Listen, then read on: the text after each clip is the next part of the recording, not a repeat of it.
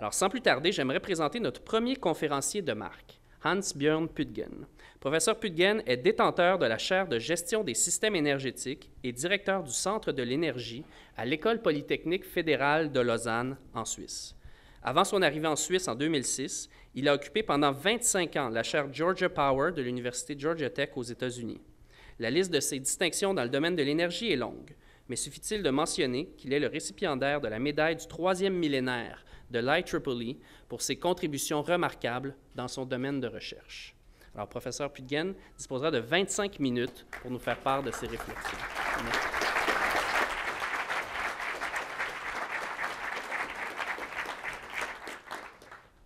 Monsieur et Madame Trottier, bonsoir. C'est un plaisir pour moi et un honneur pour moi d'être là ce soir, en l'honneur de votre décision que je crois réellement emblématique, parce que le monde aujourd'hui n'a pas besoin de sociologues, n'a pas besoin d'économistes, n'a pas besoin d'ingénieurs, mais ont besoin de gens qui dominent tous ces sujets à la fois. Et c'est bel et bien là votre objet. Et je vous en félicite. C'est rare de voir quelqu'un qui a cette vision comme vous. Et je pense que c'est une belle chose que vous avez créée. On m'a demandé de faire un peu un tour d'horizon très large au niveau de l'énergie dans le monde, qui est un sujet qui m'est cher. Le sénateur Moynihan disait « Everybody has the right to his own opinions, but not to his own facts ». Donc je vais un peu commencer ce débat en vous donnant un certain nombre de chiffres et essayer d'illustrer ce qu'ils veulent dire. Mes slides seront en anglais, la plupart, certains sont en allemand, je vous prie de m'en excuser, un ou deux en français, mais je parlerai en français, j'espère ainsi de pouvoir satisfaire les besoins bilingues de cette belle province de Québec. Alors la première chose, je crois qu'il faut regarder quand on parle d'énergie, c'est l'évolution de la population. Il est intéressant de voir que depuis le début de l'humanité jusqu'en l'an 1800, on a atteint 1 milliard de personnes. Et après, vous voyez que l'accélération a été très forte, puisqu'on est aujourd'hui en train d'ajouter 1 milliard de personnes sur cette terre tous les 12 ans. Par contre, il est réjouissant de voir que ceux d'entre vous qui vous souvenez de la mathématique, la seconde dérivée est devenue négative, puisque l'augmentation de chaque milliard prend un peu plus de temps maintenant. Et on espère peut-être, à l'horizon 2050, d'arriver à peu près 9 milliards sur cette planète. Mais ce qui est également très important de voir, c'est qu'alors qu'en 1950, 60% des populations habitaient dans des régions émergentes et encore 32% dans les pays développés, en 1950, ça sera 86% qui habiteront dans les pays en voie d'émergence et seulement 14% dans les pays développés. Donc non seulement la population va croître, mais sa distribution va fondamentalement évoluer et c'est un des plus grands défis que nous avons devant nous. Donc en 2050, nous aurons à peu près toujours 1,3 milliard de personnes qui vivent sur cette terre dans ce que j'appelle des régions énergétiquement affluentes, c'est-à-dire où l'énergie est disponible, probablement nettement plus chère, mais elle sera disponible. Il y aura toujours à peu près les 5,7 milliards de personnes qui vivent sur cette terre qui n'ont pas accès à une énergie abondante, fiable, aujourd'hui. Mais ce qui est plus grave, c'est que 2,3 milliards de personnes qui vont venir s'ajouter jusqu'à l'horizon 2050 vivront de façon dominante dans des pays énergétiquement pauvres. Et ça, c'est un véritable défi. Et je vous rappelle quand même aujourd'hui qu'il y a 1,3 milliard de personnes sur cette terre n'ont pas du tout accès à l'électricité. Donc si vous allez voir ces personnes-là avec une ampoule basse consommation, en disant que les basses consommations vont durer très longtemps, 1,3 milliard de personnes sur cette terre vous diront « ça c'est formidable, il y a juste un défaut dans l'image, je n'ai pas l'électricité ». Et ça c'est un constat terrible que nous devons de relever. Alors si on regarde le système, la situation énergétique au niveau mondial, on voit, ne vous cassez pas trop la tête avec les unités. Nous, les énergéticiens, on aime bien changer les unités pour nous assurer que personne ne comprend ce qu'on raconte. Donc ne vous cassez pas trop la tête sur les unités. Mais ce qui est important, c'est qu'entre 1973 et 2010, l'énergie totale sur cette terre a à peu près doublé. Il y a plus de charbon, plus de gaz naturel, moins de pétrole, ce qui est une bonne chose. La partie sans CO2, c'est-à-dire nucléaire et hydro, a pratiquement triplé. Donc si on veut un environnement décarboné, on va dans le bon sens. Par contre, 280% de plus de gaz, 230% plus de charbon et 150% plus de pétrole. Nous n'allons pas pour l'instant vers un monde décarboné, nous n'allons pas pour l'instant vers un monde sans fossiles. Alors ça, c'est la distribution selon les régions. Et une première observation, si on fait un calcul très simple au point de vue de l'efficience énergétique au niveau mondial total, d'une façon très simple, on voit qu'entre 1973 et 2009, elle a en fait diminué. Pourquoi? C'est qu'en fait, dans les pays où la croissance a lieu, c'est-à-dire hors des pays industrialisés, l'efficience est aujourd'hui très mauvaise. Donc en fait, l'efficience totale au niveau mondial est en train de décroître, ce qui était bien sûr un souci. Alors la croissance dans les pays industrialisés entre 1973 et 2010 a été de 130%. Elle a été le double dans les pays hors de l'OCDE. On voit que l'Asie est passée de 6,3 à 12% sans la Chine, et la Chine seule passe de 8% à plus de 17,5%. Mesdames et messieurs, quand nous sommes dans des réunions telles que celle-ci, nous avons souvent l'habitude de nous regarder le nombril. Mais là n'est pas le problème. Le problème que nous avons à faire face au niveau énergétique mondial ne se passe pas au Canada, ne se passe pas aux États-Unis, ne se passe pas en Europe. Ça se passe en Asie et ça se passe en Afrique. Il faut que nous gardions ça dans l'esprit et c'est pourquoi je salue particulièrement votre initiative. Alors, si on regarde la production d'électricité, vous voyez qu'on a de nouveau changé d'unité, mais la production d'électricité dans le monde a cru de 350%, alors que la consommation totale d'énergie n'a que doublé. On va vers un monde électrique, et ça, c'est une bonne chose. On va vers un monde électrique, il faut que nous y allions. La partie sans hydrocarbures a un petit peu diminué, peu, mais elle a diminué. La partie sans CO2 a nettement augmenté. Tout ça, c'est bien, on peut s'applaudir. Toutefois, entre 1973 et 2010, on utilise 372% de plus de charbon pour produire de l'électricité. Nous ne sommes pas en train de décarboner la production d'énergie électrique aujourd'hui sur cette terre.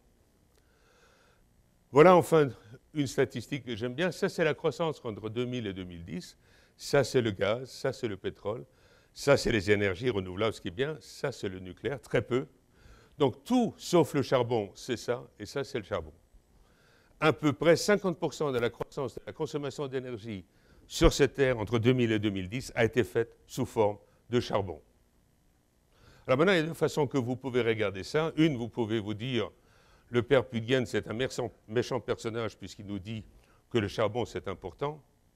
Mais ce qui est probablement plus constructif, surtout si vous êtes jeune, c'est de vous dire qu'il y a là un formidable défi à relever. Comment est-ce qu'on arrivera à brûler ce charbon d'une façon plus propre, plus intelligente?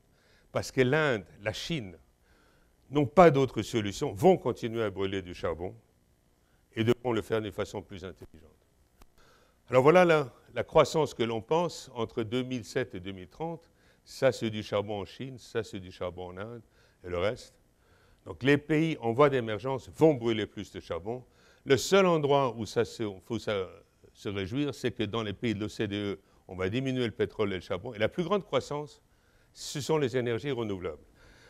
Mais il faut se garder dans l'esprit que nous partons d'une base extrêmement élevée. Il y a un certain nombre de gens, y compris mon épouse, qui trouvent que je devrais perdre un peu de poids. Alors quand vous commencez avec mes conditions initiales, perdre 5 kilos, c'est assez facile. Si on demande à vous, madame, de faire la même chose, c'est impossible. Donc, il faut se garder un peu de savoir quelles sont les conditions initiales dont on parle. Voilà une statistique que j'aime bien noter. Ça, c'est l'augmentation, le changement entre 2007 et 2030 de la consommation au niveau mondial, par tête d'habitant. Donc, ça va un peu augmenter dans le monde. On voit que dans les pays de l'OCDE, ça diminue. C'est toujours le phénomène de mes 5 kilos que je devrais perdre. Ma femme dit que c'est beaucoup plus. Et par contre, ce qui est grave, c'est qu'on pense que la consommation d'énergie par tête d'habitant en Afrique va diminuer. Et ça, c'est dramatique. Si nous voulons essayer de résoudre la pauvreté dans le monde, ça, c'est un des défis que nous aurons. Et je reviendrai sur ce sujet-là. Ça, enfin, c'est la partie CO2. Je ne vais pas trop m'hypothéser là-dessus. Mais on sait qu'aujourd'hui, la Chine est le plus gros émetteur de CO2 au monde, depuis 2007. Et on voit ici, ça, c'est les pays de l'OCDE en 2007. Et en 2030, ça sera beaucoup moins. Donc, on veut dire, nous, le pays de l'OCDE, on est vachement bon, ça diminue. Mais il faut se souvenir que le CO2 reste dans l'atmosphère entre 100 et 150 ans. Donc, le CO2 qui est dans l'atmosphère aujourd'hui, ce n'est pas les Chinois qui l'y ont mis, c'est nous. Et donc, quand on essaye d'aller voir les Chinois, les Indiens en disant « soyez un peu raisonnables parce que le monde ne va pas très bien », il faut qu'on se garde dans l'esprit que notre richesse que nous avons ici aujourd'hui, la vôtre, a été aussi créée avec des technologies incroyablement polluantes. C'est la révolution industrielle. Et donc, il nous appartient à nous de garder une certaine modestie vis-à-vis du futur. Et donc, moi, je ne crois pas que l'on arrivera à dire aux pays en voie d'émergence « faites un peu doucement, le vent de ma balle, et vous devez nous aider en devenant plus raisonnables ». Éthiquement, c'est un message qui ne tient pas la route. Alors, vous pouvez peut-être expliquer au cheikh de Dubaï qu'il n'a pas besoin d'aller skier quand il fait 45 degrés à l'ombre. D'ailleurs, M. Poutine s'est fait construire la même installation.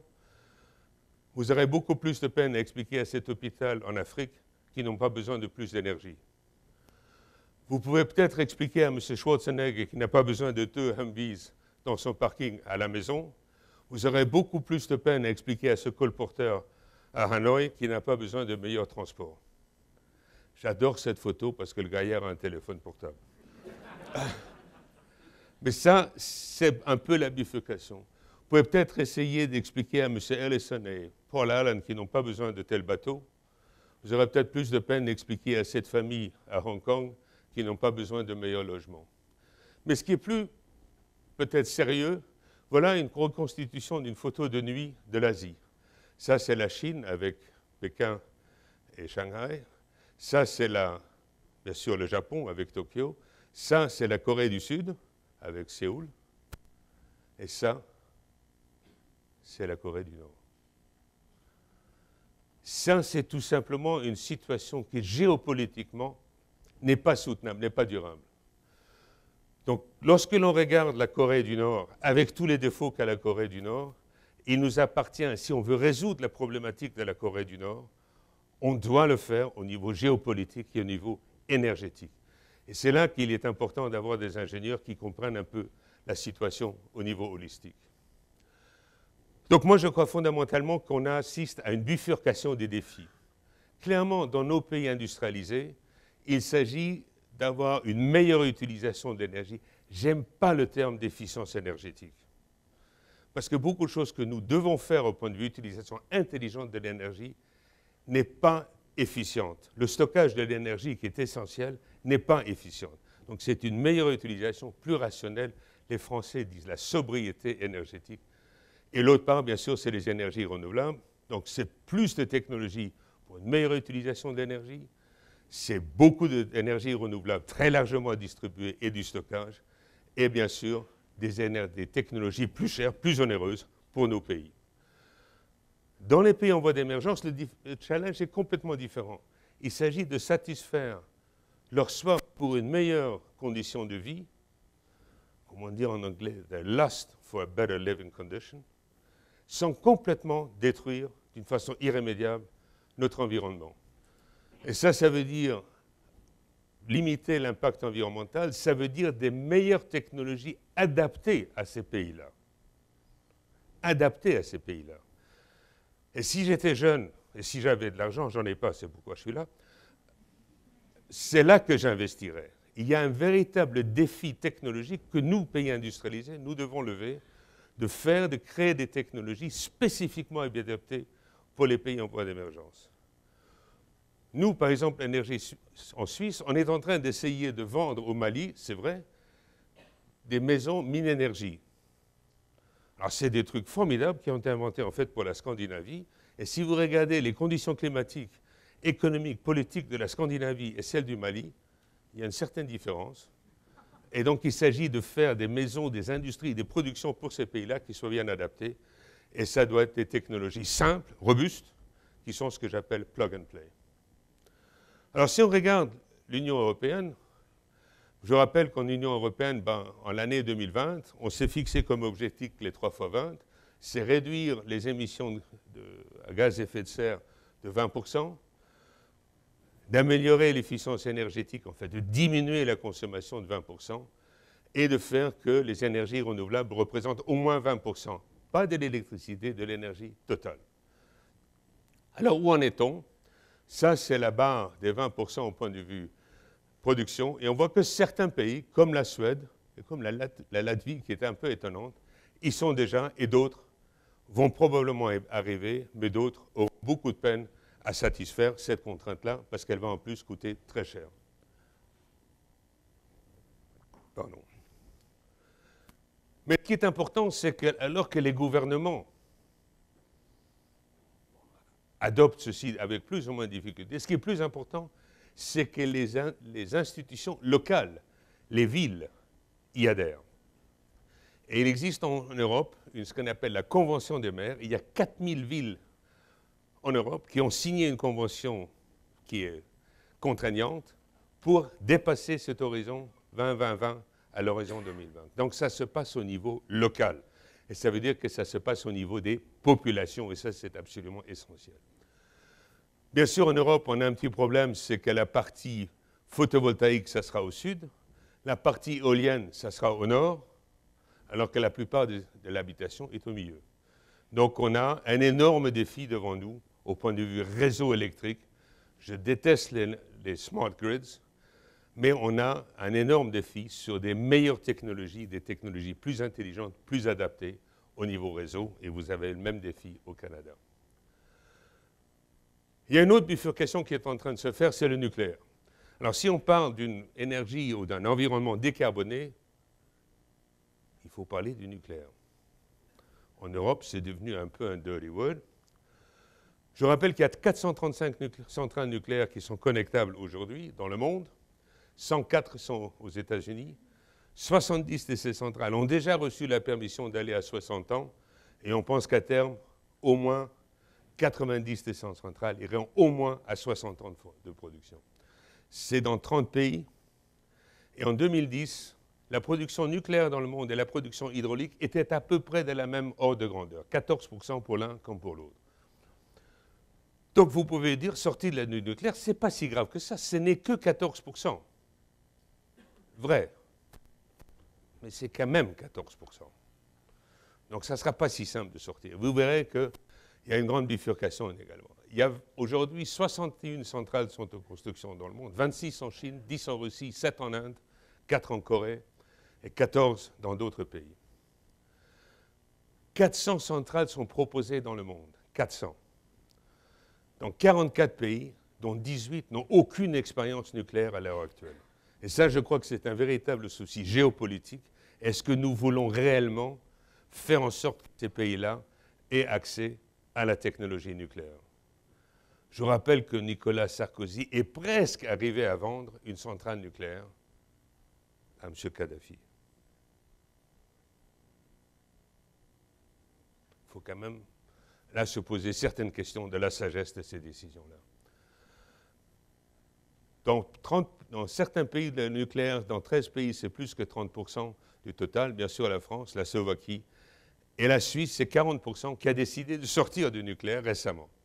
Une décision très émotionnelle et qui sera extrêmement difficile parce que nous n'avons que du nucléaire et de l'hydraulique. Rien d'autre. Et donc, nous avons un des plus grands défis de la sortie du nucléaire mondial et à l'heure actuelle en Suisse. Il faut dire donc que l'Allemagne va sortir, est en train de sortir, a déjà fermé certaines centrales et les fermeront toutes en 2022.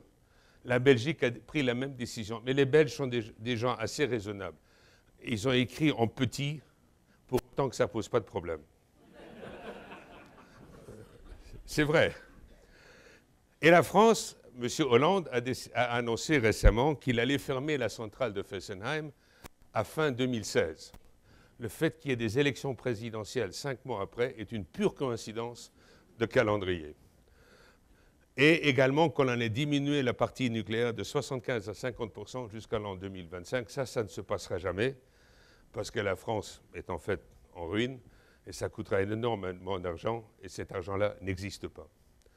Mais donc ça, c'est les pays qui ont vraiment décidé de sortir, alors que je vous rappelle que le Japon a récemment élu un nouveau gouvernement qui a décidé en fait de relancer les centrales nucléaires qui existent déjà au Japon. Je vais vous donner un aspect au point de vue implication sociétale. Je vais vous laisser lire rapidement 4 affirmations. Je ne les ai pas traduites, lisez-les en 30 secondes. Et vous pouvez vous dire que ces affirmations-là sont d'un nucléariste acharné de l'industrie nucléaire.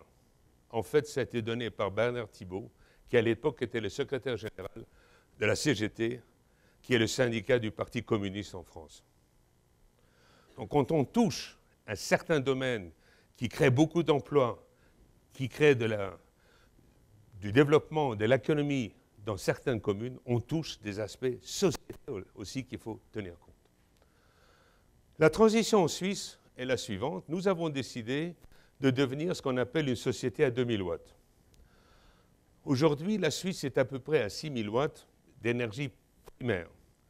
Et donc, ce que nous voulons essayer de faire, c'est de redescendre à 2000 à l'horizon 2100. Il faut savoir que 2000, c'est à peu près la moyenne mondiale aujourd'hui au point de vue énergie. Alors, beaucoup de gens se sont dit, c'est impossible à faire. Mais moi, j'ai fait faire des petits calculs par mes étudiants. Et en 1962, la Suisse était une société à 2000 watts. Alors maintenant, vous pouvez vous poser la question, est-ce qu'aujourd'hui, on vit 3 fois mieux? Personne dans cette salle se souvient de 1962, mais moi, oui. Je vous laisse voir si vous pensez qu'on vit 3 fois mieux aujourd'hui. La réponse est bien sûr non. Et donc ça, c'est un des grands défis que nous nous sommes fixés au point de vue sociétal. Et donc nous espérons pouvoir diminuer notre consommation de moitié à la fin du XXIe siècle et d'un tiers au début du XXIe siècle. Nous espérons pouvoir diminuer notre production de CO2 jusqu'à 25% à la fin du siècle et un 8e au début du XXIe siècle. Ce sont des challenges énormes. Alors, ce qui est intéressant de voir, c'est que pour faire ça, il faut des voitures qui font de 10 litres à 3 litres 100. Il faut des immeubles qui diminuent de 30%, qu'on gère mieux les déchets et qu'on soit plus énergie renouvelable. Ce qui est passionnant avec ce slide-là, c'est qu'aujourd'hui, on sait tout faire ceci. Ce qui manque, c'est une volonté politique d'y arriver. Une volonté politique. J'espère qu'il n'y a pas trop de politiciens dans la salle, parce que je ne vais pas sortir vivant. Je vais sauter rapidement ceci. La grande défiance aujourd'hui, au point de vue photovoltaïque et éolien, ne sont plus ces technologies-là, parce que ces technologies-là sont bien maîtrisées, sont matures, et deviennent compétitifs au point de vue coût. Le grand défi, c'est leur variabilité énorme. Ça, c'est la situation en Allemagne. Avec ça, c'est le photovoltaïque, qui bien sûr ne marche pas de nuit. Et ça, c'est les pointes en éolien non plus. Adapter une telle variation à nos besoins de consommation, aujourd'hui, on ne sait tout simplement pas le faire. C'est un des grands défis technologiques qu'on a devant nous. Aujourd'hui, le défi du photovoltaïque et de l'éolien n'est plus cette technologie, c'est entièrement le stockage d'énergie. Une révolution qui est devant nous, ce sont les gaz non conventionnels. Et j'ai fait faire un calcul très simple par mes étudiants. On a pris les réserves prouvées de gaz de schiste, prouvées, pas potentielles, identifiées. On les a transformées en leur valeur calorifique et on a transformé ceci en production d'électricité par des centrales au gaz à cycle combiné. Et voilà le nombre d'années que ceci suffirait pour toute la consommation électrique dans chaque pays. Pas simplement remplacer, toute. C'est 32 ans aux États-Unis, au Canada c'est plus de 100 ans, en Argentine c'est 900 ans, en Afrique du Sud c'est 300 ans. Ces nombres sont tellement énormes qu'on va utiliser les gaz de schiste. J'ai aucun doute sur le sujet. Par contre, un des grands défis qu'on a devant nous, c'est comment est-ce que nous allons les utiliser d'une façon responsable au point de vue de leur extraction. Ces chiffres sont trop gros pour qu'on les énorme. Si c'était 3 ans, 10 ans, 40 ans, on aurait dit, ce n'est pas la peine qu'on s'enquiquine avec ça, mais ce n'est pas le cas. J'en arrive à la conclusion. Dans les pays industrialisés, clairement, nous devons aller vers une utilisation plus rationnelle de l'énergie. On doit avoir plus d'énergie renouvelable, ce qui veut dire plus d'électricité, c'est une bonne chose. Les stockages d'énergie sont absolument essentiels à leur intégration, ce que tout le monde ignore. La décarbonisation n'est pas pour moi un but en soi, elle viendra tout naturellement si nous faisons tout ce que nous devons faire de toute façon. Donc je ne crois pas à un but de décarboner en soi, elle sera un résultat, une conséquence naturelle. Et l'autre aspect, bien sûr, c'est qu'il faut que la population s'engage. Donc il nous appartient d'informer cette population qu'elle prenne ceci comme son propre défi. Et bien sûr, il faut que les décisions politiques soient durables. nous travaillons sur des échéances qui sont des décennies. Le politicien travaille sur des échéances qui sont 4 ans. Donc on ne peut pas avoir des politiques stop and go, on ne peut pas avoir la politique énergétique du jour. Et ça, c'est absolument terrifiant, et c'est dans toutes les démocraties. Bien sûr, dans les pays en voie d'émergence, il faut que nous fassions face à leur aspiration de meilleures conditions de vie. Il faut que l'on fasse attention de ne pas avoir des dommages irrémédiables au point de vue de leur environnement. On doit développer des technologies pour eux, c'est une opportunité fantastique pour nous. Et il faut qu'on s'assure que les populations locales soient proprement formées et entraînées pour utiliser ces technologies. Et enfin, il faut que lorsque nous, pays riches, on fait des promesses dans des grandes envolées au cours de certaines réunions, on va donner tant de milliards, etc., etc. Il faut qu'on fasse ce que l'on dit. Mesdames et messieurs, vous avez été une audience très patiente. Merci à vous.